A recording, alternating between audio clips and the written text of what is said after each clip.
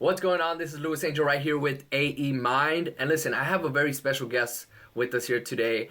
He is actually one of my original mindset coach mentors. I took actually a hypnosis seminar. I don't know if you knew this, Nick, but it was 5 years ago, 2011, 5 years ago today. You know how I know? It wasn't because of my good memory. Facebook notified me. You know how they have, 2 years ago. The memories that pop up. Yeah. So they said, hey, 2011, December 9, 2011, you went to this hypnosis seminar. So no way. Yeah. How perfect crazy, is huh? that? Like, this is a beautiful 5-year symmetry. I love it. That's insane, man. So 5 years ago, I went to his event where he taught me how to really tap into my own mind's full potential. And since then, I've been on a huge roller coaster of a ride, and most of it has been upward because of what he has taught me. I've been to several other seminars, but, his knowledge base alone is tremendous in the fact that he can help you tap into your own full mind's potential. He is a founder of Radical Self-Discipline. I hope I got that correct. You got it. And he's just overall a smart guy and a good guy to learn from. So you guys are going to get a lot of good value out of this podcast and video interview that we're going to be having today. So thank you so much, Nick, for Nicholas Rave is his full name, Nick, for jumping on the call today. You are welcome, and thank you for that introduction. Yeah. And check this out, guys. This is, just to be completely transparent, this is the second time we try to do this. The first time, it was a perfect interview. We went on for like an hour or something like that. It was. Yeah. And even then, we had to say we'll postpone this to another one. But as I was editing it, I saw that the audio wasn't that, working that, as great as I would have liked for it to have worked. So this is part 2 of that, or essentially we're a redo of it. We're going to talk about totally different stuff anyway, so who cares? I mean, you and I could talk for 40 hours and it'd still be fascinated. Yeah, and we've talked for a long time about different topics. So yeah, that's so this will be fun. It'll be fun for all of us. Cool. So what's on your mind? What do you want to talk about? Listen, first and foremost, man, you're out here in Orange County. How is it out here, man? I just moved out. I was living in this around the same area as you were for 3 years. I moved back out to a different place. So how is it out there right now, man? It's beautiful right now. It's actually starting to feel like it's turning a little bit towards winter, which it's December 9th, so it's about freaking time. But I've been in Southern California for 10 years now, 9 or 10 years, I can't remember. And I like it. I like it a lot. Although I will say, I watched a movie recently that made me really aware that I miss the Northwest. I grew up in Washington State, up where there's green, rolling hills everywhere, and it rains 9 months out of the year. But man, when I saw this movie that represented that kind of climate so beautifully, and it just made me go, oh, there is such a thing as home inside you. You know what I mean? You have your inner child or your animal has a place that it thinks of as home. And I think I sort of wanted to pretend that wasn't there for a long time. I don't know why, but I love California too. But there's that special place, man. That's home. That's where you grew up. That's where the home base is. And kind of like me, when I moved back over here to where I grew up, I felt like this is kind of where I belong, really. Living in Orange County was fun and all, and I think I will go back there eventually. But for right now, I'm cool being here, being around the family, being back home. Yeah, but you're jet setting, you're traveling so much. Yeah. It makes sense for you, yeah. Cool. So, but you've been here for several years. I remember when I was first moving out there to Orange County, we were actually, you and I, we're talking about some business things, and we're just going to catch up and talk personal development and, hypnosis and, all about the mindset. I'm like, yeah, let's meet up at the Starbucks at this location. And I remember, as I was driving out there, I was looking at them, I was like, I've been here before. I was like, wait, this is actually where I was gonna look to move into around this area. And then you're like, no way, I live across the way here. I was like, what, we're gonna be neighbors, dude. Yeah, it was awesome. It's crazy how I don't think we hung out enough, but you were gone a lot, and so was I. So we're both been very busy. So let's talk about what exactly do you do? How was it that we actually met? You started getting into this field of personal development, of mind empowerment at a young age. So what is it that you actually do for a living and to help out other people? Well, I think of myself as a lot of different things. I mean, I think of myself as an entrepreneur and a marketer, but primarily, my one true love is hypnosis. Like I love tinkering with people's unconscious minds. I think that the human mind is the most extraordinary thing in the universe, other than the universe. Like it's the human mind and the universe, and I put them like side by side. And I love studying both of them about as much.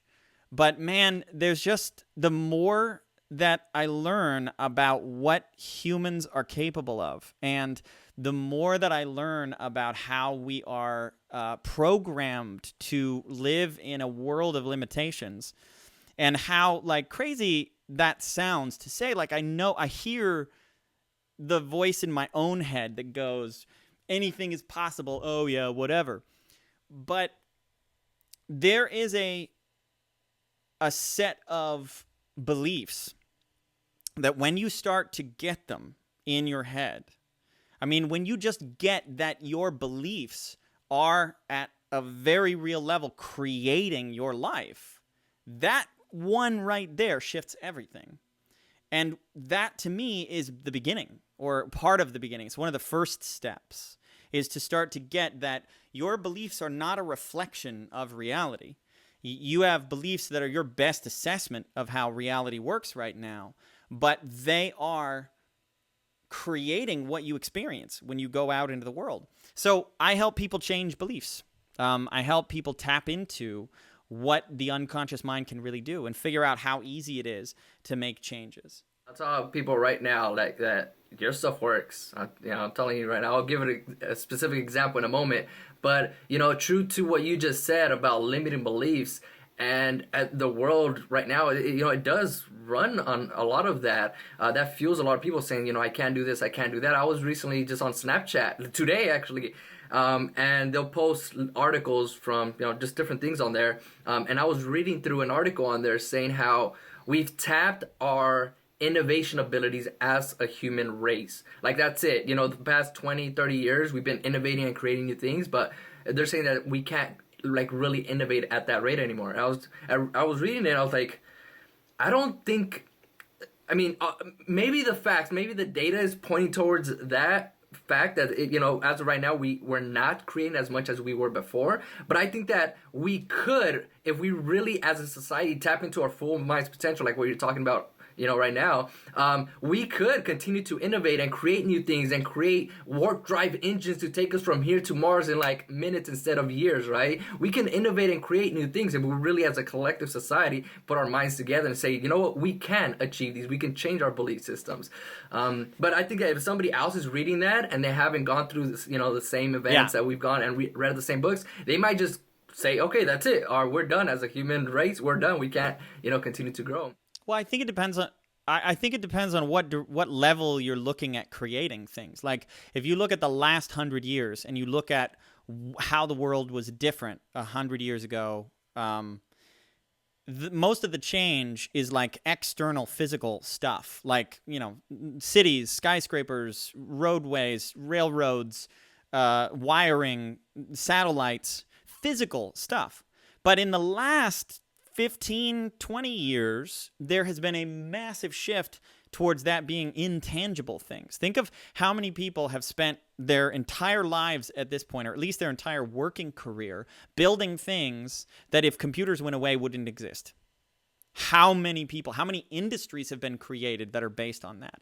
So I think that assessment that we've like tapped out on innovation is stupid. I think that where we're innovating is going to change.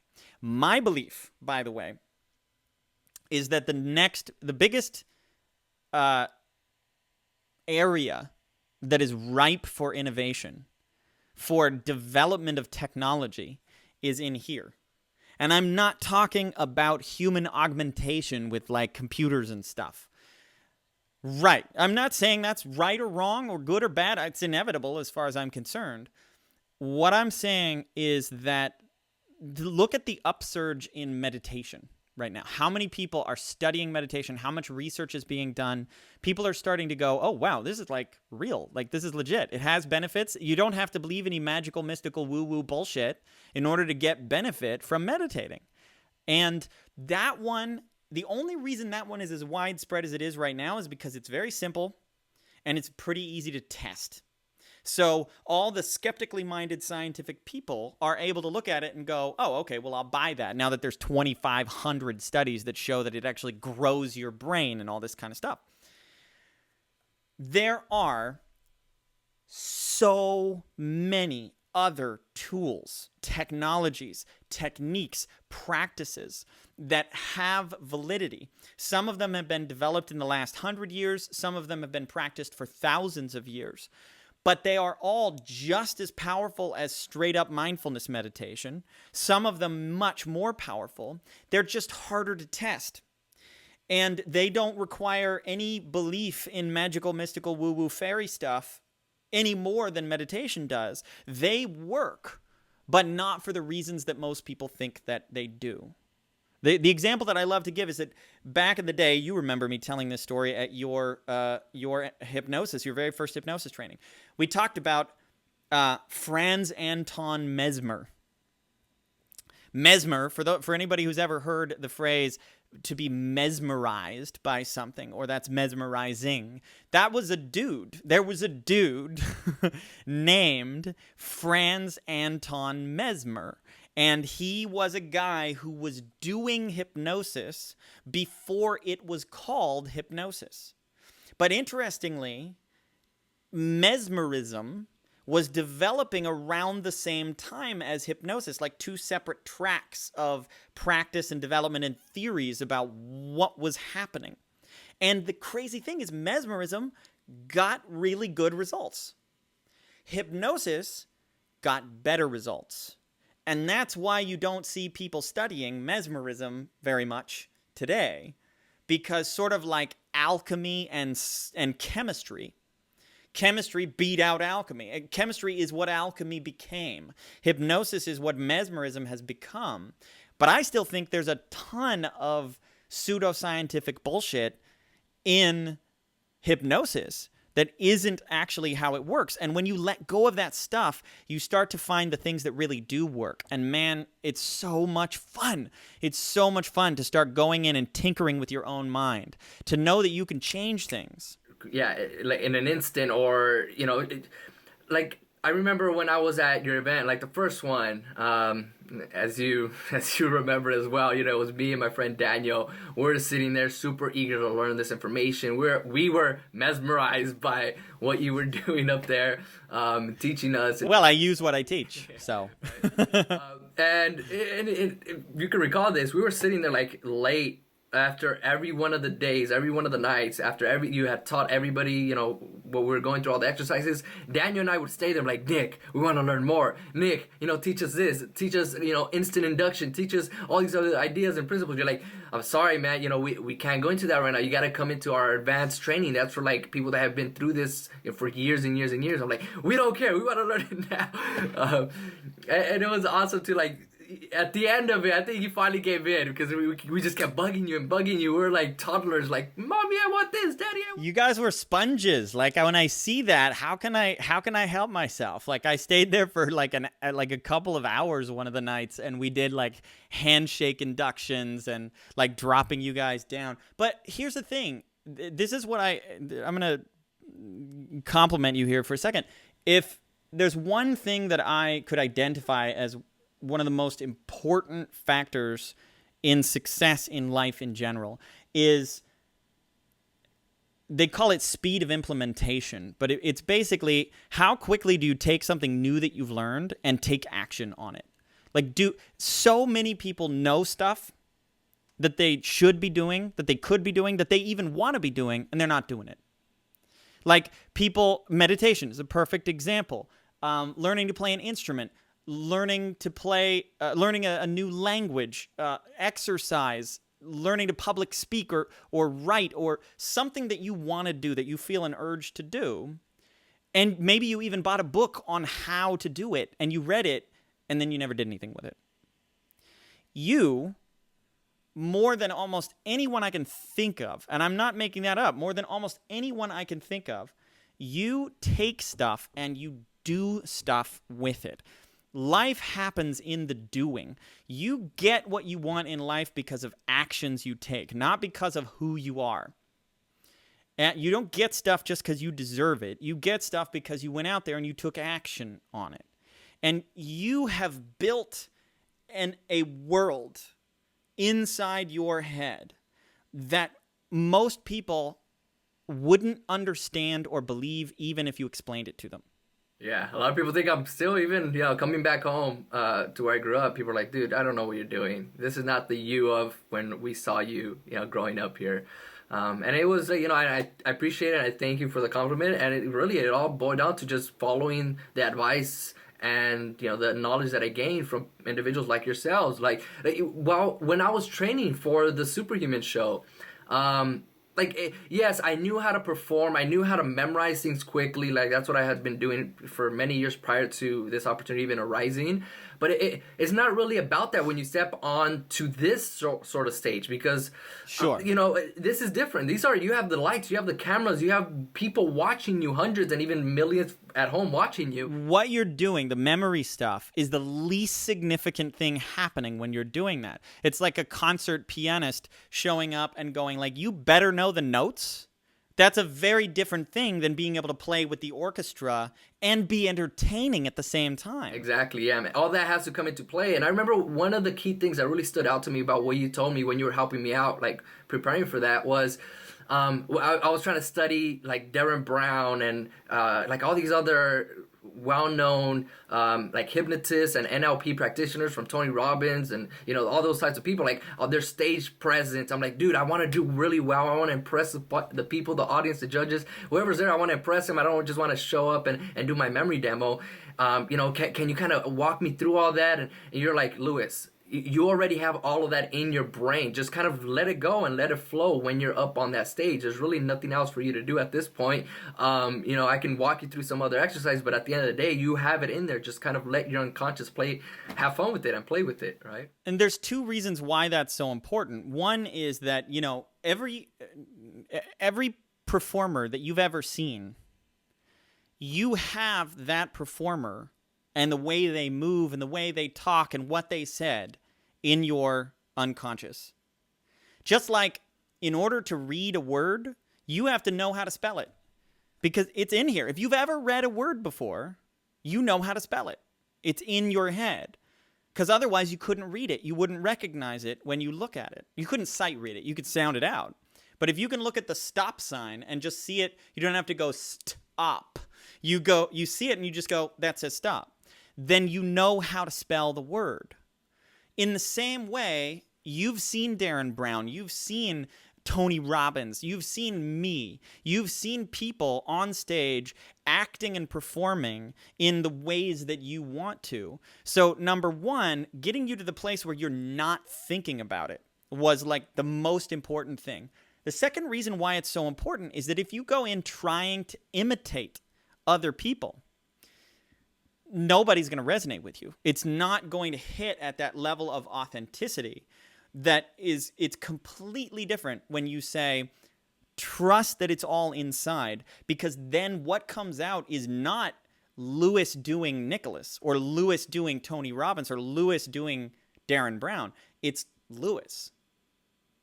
Yeah. That I think is a huge part of why people loved you so much on that show. It's because you were so you. And the you that you are is pretty fucking compelling. No, but again, it was a lot of modeling and a lot of that. But yeah, it was kind of just morphing that into who I really am, and just, I don't know, just bringing it out. I don't know how I did it. It just came out, and that's kind of the point, right? It's like it is.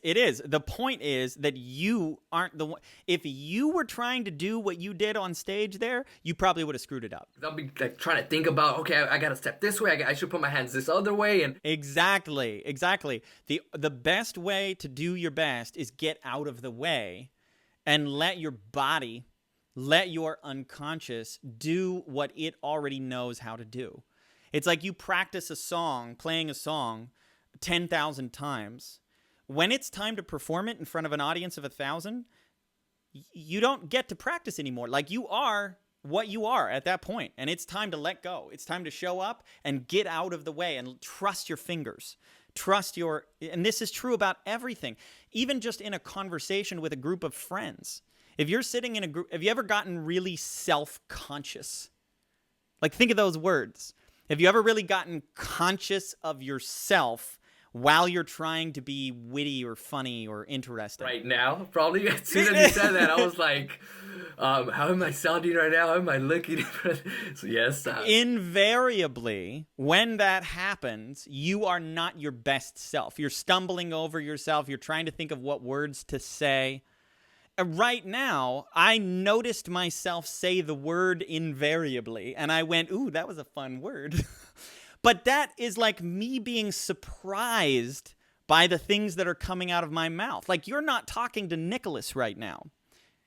You're talking to Nicholas's unconscious mind. Nicholas's unconscious mind is way better at this than Nicholas is. Now, is that Nicholas is just watching. Is that the same Nicholas that I see up on stage while you're presenting to hundreds and thousands of people, training them through the different programs that you have? Is it the subconscious Nick, or is it the more I'm trying to impress you guys by showing you what I can do? Well, there's two things. First of all, I think there's a Nicholas with a capital N. And Nicholas with a capital N is all of me.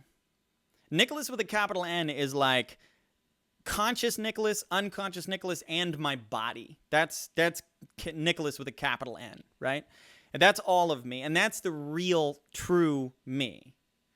But then there's the me who's hearing you right now, like the me that I think of as me, which is kind of like a person riding around inside your head, like watching through a series of screens and like running controls inside of a giant robot. Like that's the Nicholas with a lowercase n.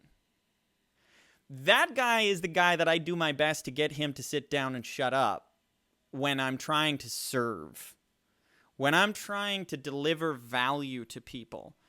He's not the guy who does that. It's like a stand-up comedian who's doing a show and they're super in it and they're cracking themselves up because they're saying stuff that they're like, I didn't even know I was going to say that. That's so funny.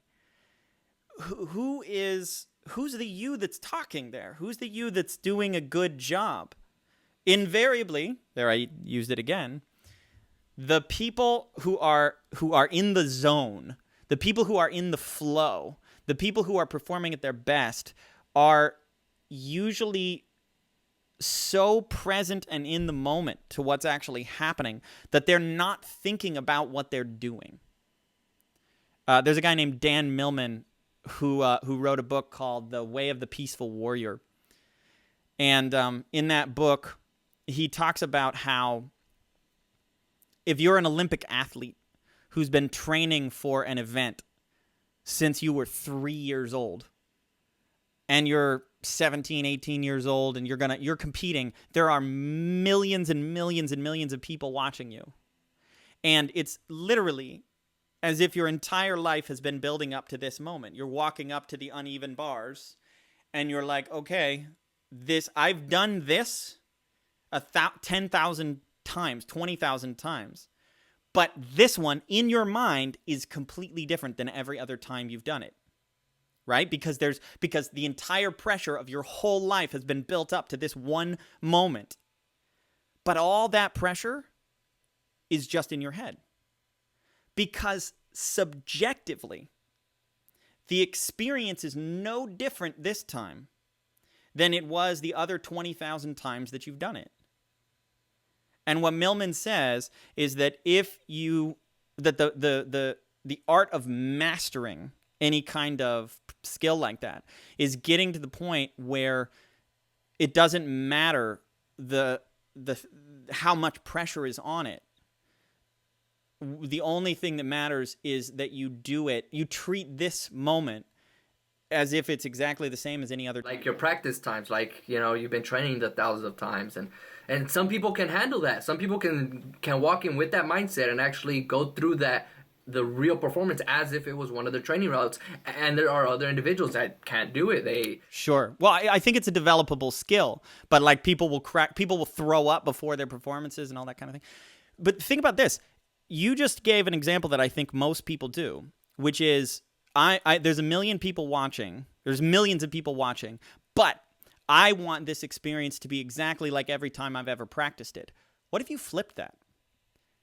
What if every time you practiced it, it was as significant as if millions and millions of people were watching? that'd be major.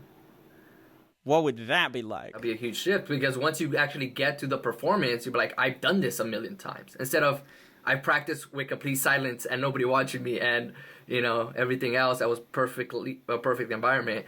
But now I'm stepping into this new Goliath behemoth of an event, and like I've never been here before. But if you, like you said, if you flip it, I've been here a million times. This is another day. Another walk at the park. And if you really want to get into some crazy stuff, what would happen if you greeted every breath with that same degree of significance? What would happen if I treated this interview as that kind of significance? What would happen if every moment of every day held as much significance as is possible? What would you live then?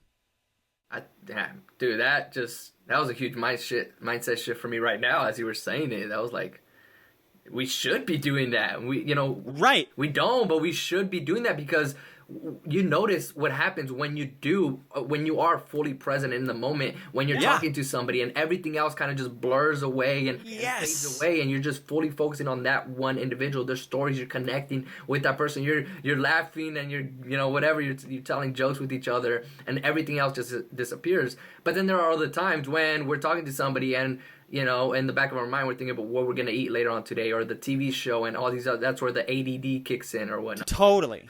But yeah, I mean, it's very powerful when we take every single moment as if this was the most important moment in our lives at that point. How many moments do we flush down the toilet of our past as like, this moment is not significant. This is a boring moment. This is a stupid moment. I don't have to pay attention to this one. How many you never get those back.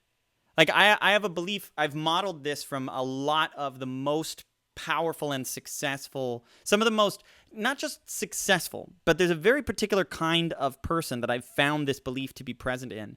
And it's people who are really prolific in their work, like people who are constantly producing stuff. That they're just like, there's this drive to like make new stuff. And I think of like Joe Rogan is a good example of this. There's a YouTube guy named Markiplier who I think is a good example of this. Kevin Smith is a good example of this. There's just people who are like hungry. I believe that I can correlate that behavior to a lack of belief in the afterlife. And the reason I go down this road is because I look at it and I say, what if believing that when I die, there is something else causes me to take my foot off of the gas just a little bit? What if it causes me to not suck every last bit of life out of every single moment? I don't mind if I'm wrong when I get there, but to me, that's a risk I'm not willing to take. I'm not willing to take the risk that I might believe, whatever, it's not that big a deal. I don't have to pursue this thing. I don't have to try to make the world a better place. I don't have to work that hard because whatever, there's more. But when I have a belief that this is it, you have this life, you have a finite amount of seconds left in your life. And when that's up, that's up. That makes me go, okay, I have to live every moment like it's my last. You know what I mean? I don't know if that's really possible entirely. Like, I think people can get 99% of the way there, but I wonder if it's possible 100%. Yeah, that's definitely. I mean, I do believe that there is something afterwards. Obviously, I believe in higher power. I don't know. For me personally, that does fuel me to actually go out and do like more because. Explain that, because I think there's different paths up the same mountain. Like different people can find strategies for. So how do you find yourself? Because you are one of those people that I think is prolifically creating stuff and driving. What drives you? It's several different things, but like for me, it is a form of like legacy in the sense that, you know, once I get up there, I want to, you know, look back with my other family members and be like, look, you know, what we created, look what we did, and now our kids can still benefit, our you know, the generations that are to come can still benefit, and we can look down from up above and say, look, you know, this is amazing. Now they're you know, reaping from the fruits of our labor, right? And we lay down the foundation so that they can also continue that to benefit overall society. So I don't know. So it doesn't seem like you spend a lot of time thinking about it. Like, in other words, you're like, yes, I believe that there's something there, and right now I'm right here. Definitely. Is that accurate? Like, that's there, and I'm right here, and I want to build so much here now so that once I'm ready to really fully think about that phase, then I can look back at my life and say, look, you know, boom, I laid down the framework, the track, so that so many other people can benefit from the work that I've done, right? And I think this illustrates one of the most important lessons that I think I got from studying NLP, neuro-linguistic programming, for those of you who don't know what that is that there isn't one right way for anything. There is only what works for you. And when you when you look at your life, if you go, I'm very happy with the level of drive that I have and passion and what I'm creating, and I look at that and I go, I know, because I've tried it, that if I held the same belief system about the world, it would cause me to let my foot off the gas. But it doesn't for you. That perfectly illustrates my point that you cannot go around assuming that your way is right for everybody else. It has to be. It reminds me of this, of, you know, the body language experts, and you guys talk about this a lot in the NLP courses. So, like, if you have somebody that has their arms like this, right? I hope I'm saying, correct me if I'm getting this wrong at any point, because you're the master at it. I'm just so student. But like, if you have your arms crossed, body language experts would say that that's because you're trying to close off and you're shutting down. But what you're saying, it can mean a number of things. It can mean that you're cold. It can mean that this is just some normal pose that you do just to relax. It can mean a number of different things. Like for one person, yes, it can mean that they're trying to close off and shut off. And for somebody else, it could just mean that they're cold, right? Yes. Is that kind of a similar idea to what you're... Yeah, absolutely. Another way that I would say it is, we talked, to bring it full circle to beliefs. We talked about beliefs at the beginning. So I have a belief that beliefs have consequences. And specific beliefs have specific consequences. In other words, you can look at the way that someone relates to money, or the way that someone relates to their health and their fitness. And you can trace their behavior back to beliefs that are informing that behavior. But it is not fair to say that the same beliefs that work for you will produce the same specific results for me. Only that your beliefs, your specific beliefs, have specific consequences, and my specific beliefs have specific consequences, but swapping them may not be ideal. You actually have to look at the human being. Like, we are unique snowflakes. You got to look at the person's... That's corny. I just... But it's true. It's true. We're all unique. We all have our own set of beliefs that can drive us one way or another. So, like, that's one thing. You brought up a good point, like health and fitness and getting fit, whether it's wanting to go out and exercise every single day of the week, or listen, I haven't exercised in years and I just want to go out for a brisk walk once a week. You know, each person is different, right? So you've seen a lot of individuals, I know, through your many years of one-on-one coaching sessions, either through hypnosis or NLP, in front of large audiences, where you've coached people through their own personal situations, you know, and so you can help them achieve their goals and their own fitness, you know, circle of life, right? What are some things that you've seen, some patterns that you've seen that people do in this round that take them to, say, not achieve the goals that they want to achieve with health and fitness? And what are the things that you've seen that has, given people the right vehicle to get them to follow through with those goals? Well, let me turn this around on you. You are a mind expert, I would say. Like, I think that's safe to say. You're definitely a memory expert, but I would go farther than that, and I would say that in order to be a memory expert, it's kind of like if you're gonna be a golf expert, you have to be in pretty good physical shape in order to do that one thing. Like, you might be a golf expert, but you have to be overall in pretty good shape in order to be really, really good at that one thing. So I think you are a mind expert. How do you find that exercise relates to your mind and your capacity to do the things with your mind that you do? Well, it's great. It's a huge contributing factor to whether I can perform well or not in a memorization event. It's a fact that, or just overall, if I want to learn something new, a new skill or whatnot, right? If I have I'm physically at a peak state where I exercise regularly, I take my dog out for her regular runs, then I perform a lot better in mental and memory competitions and mental performances than if I take off a few weeks or a few months of not exercising, of eating crap, eating French fries and burgers every single day and all this other stuff, right? So I have seen a direct correlation between doing the right activities and not doing the right activities and what that leads to in an actual mind competition, memory competition.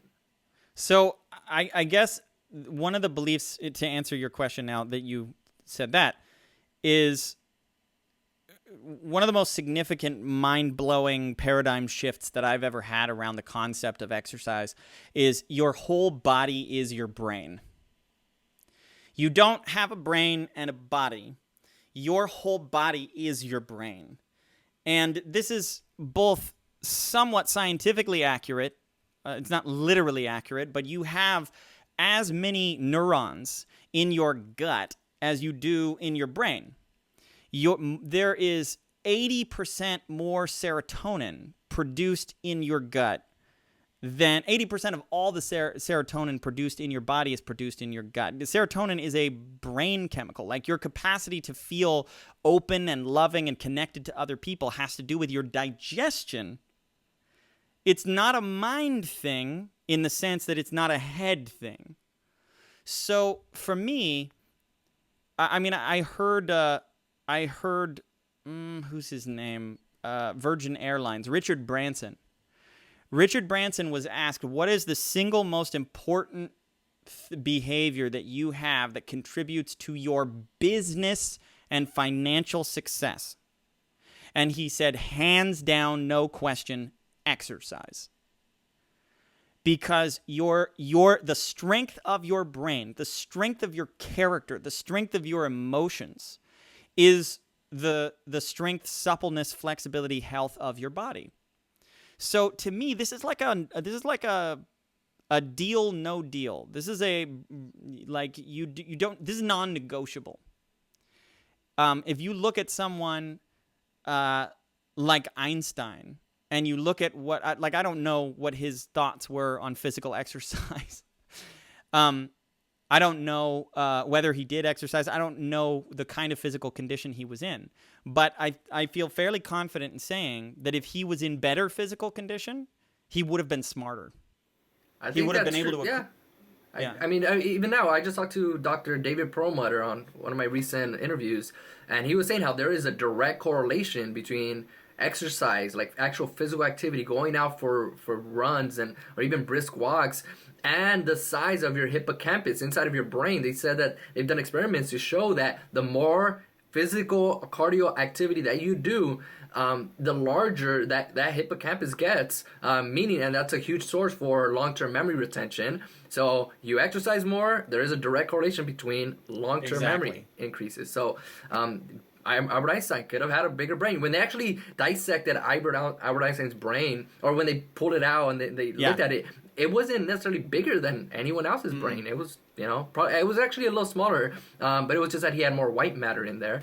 But what if he would have exercised? Maybe the actual hippocampus would have been, enlarged. And it's more than that too, because it's very, the story about the frog being boiled. Like, a lot of people have heard this story, but it's basically, if you take a frog and you drop it into a pot of boiling water, it will jump out because, ouch, it's really hot. I mean, this is an awful thing. Don't do this. But but theoretically, if you drop a frog into a pot of lukewarm water and you slowly bring it to a boil, the frog will just stay in the pot until it dies, because the change is gradual.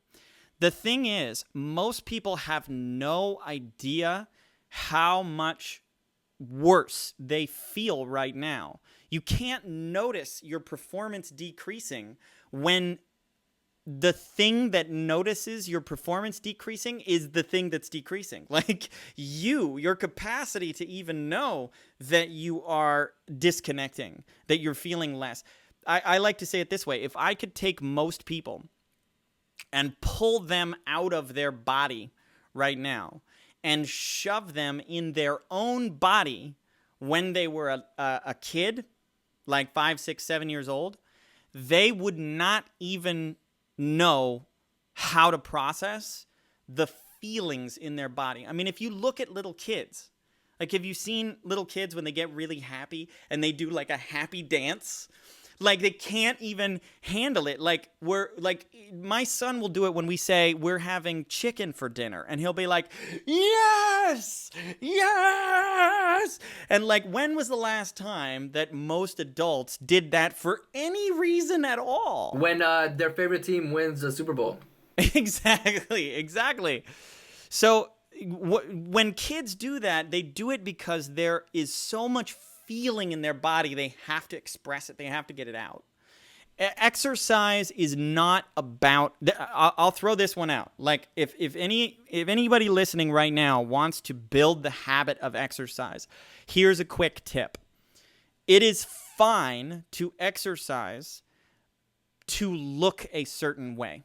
That's completely fine. As a matter of fact, you should probably let go of any judgment that you have about wanting to look a certain way. It's fine. That's a great thing, to be able to want to have the experience of taking your shirt off at the pool and be proud of the way that you look, and to like absorb the gazes of people trying not to look at you. Like, they're trying not to let you know that they're looking at you. That's awesome. That's fine. And you should try that on. You should experience it. And they have shown that long-term healthy relationships to exercising always place how you feel as a higher reason for exercising than the way that you look. So that, to me, was the major shift. When I started exercising, because I realized I'm doing this because I want to feel better. I'm doing this because I want my brain to function better. Yes, I want to look good. That's fine. But that is not the main reason that I'm doing it. That was one of the most significant shifts for me in implementing the habit and making it like permanent, like something that I really, really want to do. That was huge for you too. I know that you had your own struggles with that in the past, where you had your fitness goals, your physical body goals, and there was a little struggle with there, but there was. Oh my God, yeah, you, right? Yeah. I'll keep it brief. My family. I was thinking the other day, like, no one in my family that I can think of is really healthy. Like, nobody has really taken great care of themselves. I have a ton of people in my family that would be considered obese or morbidly obese, most of my immediate family and even a lot of my extended family. None of them have a habit of exercise consistently. Nobody's ever stuck with it. My mom died at a fairly young age due to health complications. She had type 2 diabetes, ate really terribly, didn't stick with any kind of exercise, and totally could have lived longer. And the quality of life is a thing too, because the other thing I say about exercise is it's about how old do you want to feel when you're old? Like, how old you actually are is not relevant, but you've seen people who are in their 70s, 80s, and 90s who look like they're in their 70s, 80s, and 90s, or they look like they're in their hundreds, even though they're only in their 70s or their 80s. Some of that's genetics, sure, but to me, genetics are the hand you got dealt. What you do with that hand is up to you, and the better you take care of yourself. So for me, I struggled so much with exercise, and even in the brief periods of time when I was able to maintain the habit, I would always find that life got in the way. I would always find that when there was just enough pressure from other things, I would fall off the wagon, or I would quit, or I would back off, and then I'd take breaks, and then those breaks would get longer and longer and longer. And this all culminated in me lying in the back of an ambulance, staring at the ceiling with the sirens blaring, taking me to the hospital because my low back had seized up to such an extent that I thought I was paralyzed. I thought I wasn't going to be able to walk anymore. It was the most physically painful thing I've ever had happen. And that was the wake-up call for me. That was rock bottom when I went, I should probably start taking better care of myself. And the thing about exercise is that no matter what the infomercials try to sell you, exercise is not something that you can do and then be done with it. Like, you don't do a 90-day program because you get done with the 90 days and you go, yay, I'm finished. It becomes a part of you, right? It has to become a habit that doesn't even require structure. Like, a lot of people build the habit by going, okay, I'm going to go for a 20-minute walk every day. Good. That's awesome. That's amazing. Build the habit by doing something consistent. And from my perspective, you're not really there until you could take a break. And you would feel an itch inside that would make you go, I didn't exercise today. That's a habit. Something is a habit when not doing it takes more effort than doing it. It's true, man. That is so true. Like, just recently, I went back. I was traveling, I went to Europe. I was in Sweden and Germany, and I was everywhere. So I couldn't really go to a gym and work out like I normally do with my normal routine. And I was just itching. As soon as I got back, I just went to the gym. I've been going now for a few days straight, and because I built that habit. Like, my entire body is sore right now, but I like that. I love that feeling because, like, yes, this is where I belong, right? Exactly. So that's so true. Now, I know that you have a webinar coming up, right? And I think it's next week. Yeah, I've got one coming up on exercise. I figured this was an appropriate time of year. Since New Year's resolutions is coming, this is the number one thing that people put at the top of their New Year's resolutions is get fit, get healthy, start exercising.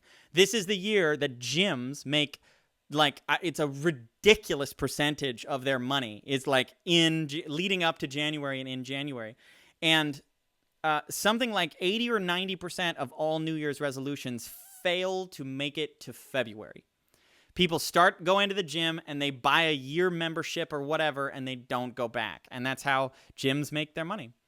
So for me, I realized that, like, so much of the information out there around exercise is about, like, so much is about what kind of exercises to do. But there's almost nothing out there that is focused on building the habit of exercise. To me, when you're first starting exercise, it really doesn't matter what exercise you're doing. You could be doing anything. You can jump rope, you can do yoga, you can run, you can walk, you can swim, you can lift weights, you can dance, you can do breathing exercises. It doesn't matter when you're first building the habit. The only thing that matters is getting the habit, building the space in your head for being physically active. And then once you've got that there, you can easily substitute new things. Then you can start adding in, well, I want to try this form of exercise 2 days a week, and then the rest of the days I'll be doing this. But the rule of thumb is every human being should be active for at least 20 to 30 minutes a day if you really want to maximize your health. And that active can mean anything more than sitting on the couch, as far as I'm concerned. Do something. Just get up, go out, do something, right? Yeah, to get your body moving. So what I would say is if you're listening to this and you feel inspired and you're confident that you're going to stick with it, you're going to do 20 to 30 minutes because of what Lewis and I have said here, good for you, go do it. If you feel like you would like some additional tools and techniques and processes to help you, I have a webinar coming up this coming Thursday on the 15th at 5:30 p.m. Pacific time called How to Brainwash Yourself to Love Exercise. And that, to me, is the key. It's not about exercise. It's not how to brainwash yourself to exercise, because that's pretty easy. Hire a personal trainer.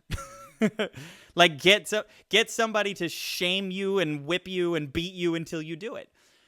But there's a whole different thing when you get to the point where you actually love it. And I am a walking testimonial of how possible it is. Like I spent 3 hours yesterday stretching, doing yoga and foam rolling. I've been seeing those Facebook live videos that you post. You're like rolling on that roller. I don't know exactly what it's called, like a foam roller or something. Yeah, like foam that. roller. You're rolling yeah. in your video, chatting with everybody. That's pretty cool. So he's living by this. People, he's not just saying this. He actually does this. I mean, one of the things that really shifted for me was when I used to drive from Southern California all the way up to the Northwest, to Washington State. And I used to pride myself on my ability to get in the car and sit the entire drive, except having to get out and get gas. And I was like it was like this mind over matter thing where I was like, my back is sore, and I'm like, shut up, back! Like, I don't care. Like, it was like I was like strong because I could ignore it. But shifting to the love of exercise has turned into a love for my body. And I would never drive for more than an hour or so now. Like, I dread getting in the car and driving for long periods of time because I can feel that I'm tightening up. Like, I'm standing at a standing desk right now. I had this standing desk for 2.5 years before I used it. I had this standing desk for so long, and I would sit at a desk right over there.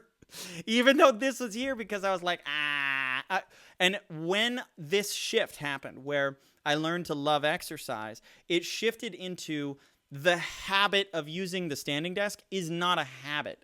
It's just a thing I crave to do.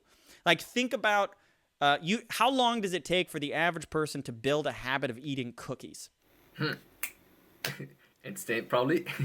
If exercise could be as pleasurable as eating cookies, would you ever need willpower to get yourself to do it again? That's what brainwashing is about. Because everybody needs a clean brain.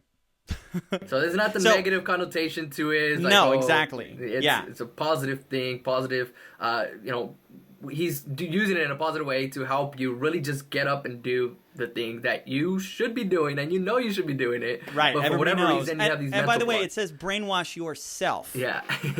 That's a key distinction. I'm not brainwashing you.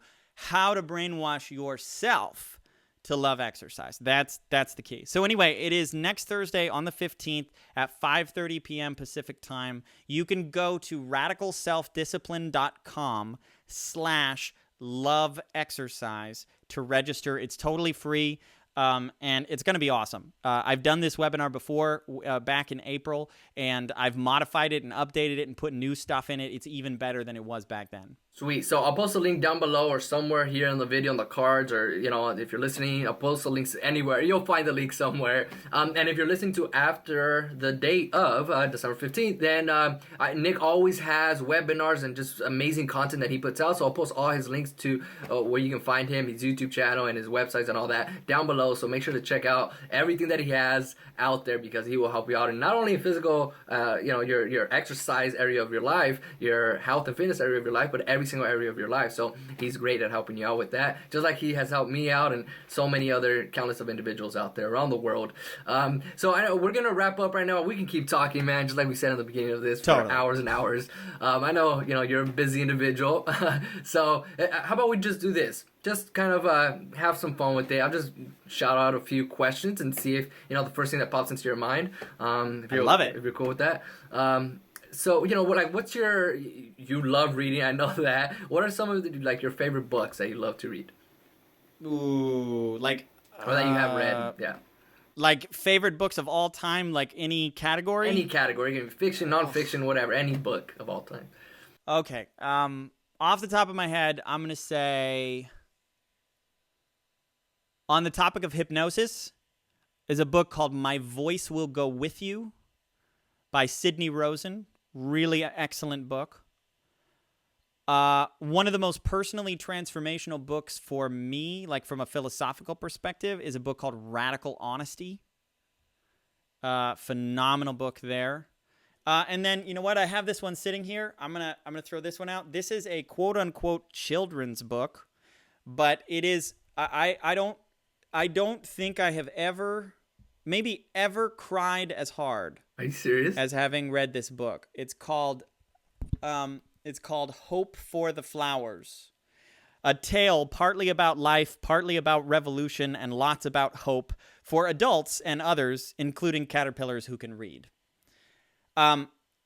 This book, you will love it. So you go read this one. It's a really fun, easy read. It's like 120 pages long. I read it to my son, and in almost like every other chapter, I'm like having to like keep breathing to like keep my emotions so I can read the book.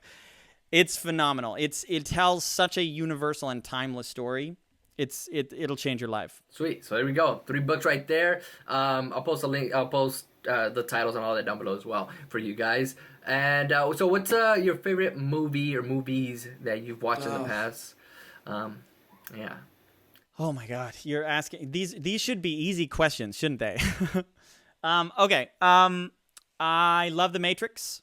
I love all 3 of the Matrix movies. I really enjoyed Doctor Strange, just came out recently.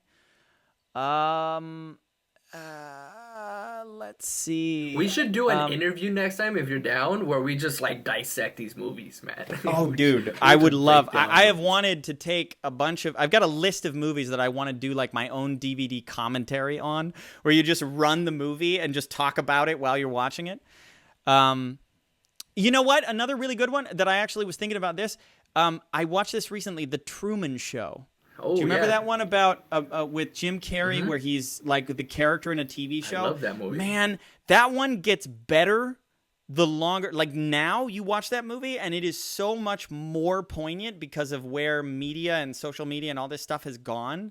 Man, that movie is deep. I need to rewatch it. Yeah, it's deeper than most people think. It's really good. Sweet. All right, there we go. There's the movies. And what is, on the topic of physical exercise and having a healthy lifestyle, what's your favorite food to eat? What's your favorite cheat meal or cheat food to eat? Ooh. I mean, I do ice cream. I love ice cream. I love mixing the fat with the carbs. It helps my body to process it a little better. Probably cheesecake, man. Cheesecake. When I was 6. When I was 5, I told my mom, for my birthday, she said, "What kind of cake do you want?" And I said, "I want a cake with lots and lots and lots of frosting, and none of that crumbly stuff." Meaning cake. Like I just wanted a cake made of frosting. The crumbly stuff is the actual cake.